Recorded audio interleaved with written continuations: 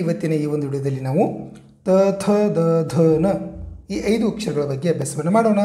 ಬರಿತೀನಿ ಇಲ್ಲಿ. ಈ ರೀತಿಯಾಗಿ ತ ಬರಿಬೇಕು. ತ ಥ ದ ಧ ನ. ಓಕೆ. ತಕಡೀತ ಥಡೀಥ ದನದ ಧನುಷ್ಯದ ನವಿಲಿನ ನ. ಸಿಂಪಲ್ ಆಗಿದೆ. ತ ಥ ತ ಥ ದ ಧ ದ ಧ ನ. ತ ಥ ದ ಧ ನ ತ ಥ ದ ಧ ನ.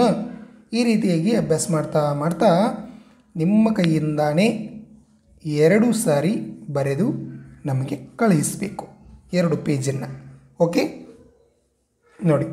ತ ಥ ದ ಧ ನ. ಗೊತ್ತಾಯ್ತಲ್ವಾ? ಓಕೆ, ಬಾಯ್.